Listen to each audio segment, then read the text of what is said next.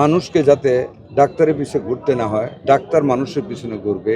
স্বাস্থ্য মন্ত্রণালয়ে আমাদের মাননীয় প্রধানমন্ত্রীর ইচ্ছার অনুযায়ী আমাদের প্রথম চিন্তা এটাকে দুর্নীতিমুক্ত করা। অনেকে বলা বলি করে দুর্নীতি আছে, আমরা গভীরে ঢুকতেছি। এই মন্ত্রণালয়টাকে সম্পূর্ণ দুর্নীতিমুক্ত একটা মন্ত্রণালয়ে আমরা রূপান্তরিত করবো ইনশাল্লাহ। দ্বিতীয়ত, মানুষকে যাতে ডাক্তারের পিছনে ঘুরতে না হয়, ডাক্তার মানুষের পিছনে ঘুরবে। অর্থাৎ আমরা চিকিৎসা সেবা মানুষের দোরগোড়ে পৌঁছে দেওয়ার একটা প্রতিশ্রুতি আমাদের আছে, এটা আমরা করবো ইনশাল্লাহ।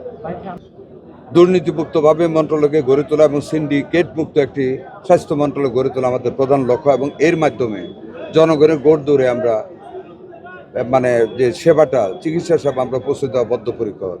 এটাতে আমরা এরকম একটা থিওরি আমরা করব, যেটা আমরা তত্ত্ব হিসেবে কাজ করব। সেটা হলো জনগণ ডাক্তারের কাছে করবে না, ডাক্তার জনগণের কাছে করবে। অর্থাৎ আমরা চিকিৎসা সেবাটাকে মানুষের দোরগোড়ে পৌঁছে দেব এবং সহজলভ্য করে তুলব। আমরা পাবলিক হেলথের দিকে আমাদের সবচেয়ে দৃষ্টি নিবন্ধিত হবে, দুর্নীতিমুক্তভাবে এবং সার্বজনীনভাবে একটা চিকিৎসা সেবা করার মন মানসিকতা নিয়ে আমরা সামনের দিকে এগিয়ে যাচ্ছি ইনশাল্লাহ।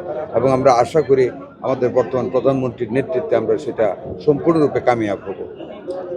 আমি তো অবশ্যই আমার নির্বাচনী এলাকা নিয়ে আমার পরিকল্পনা থাকবে। আমি এই এলাকার জনমানুষের ভালোবাসা নিয়ে, আদর নিয়ে, স্নেহ নিয়ে আমি নির্বাচিত হয়েছি, এখানে থাকবে।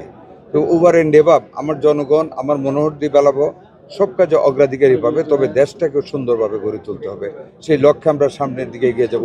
দেশ যখন সুন্দরভাবে গড়ে উঠবে, আমরা তখন আমার মনোহর দিয়ে বেলাবো সুন্দরভাবে গড়ে উঠবে। আর আমাদের রাজনৈতিক আরেকটি ইচ্ছা, আমাদের সামাজিক ইচ্ছা, এটা আমাদের মনের ইচ্ছা, দলের ইচ্ছা, সরকারের ইচ্ছা। যারা আমাদেরকে ভোট দিয়েছে তাদের প্রতি আমাদের যেমন দায় রয়েছে, যারা আমাদেরকে ভোট দেয় নাই তাদের প্রতি সমভাবে আমাদের দায় রয়েছে।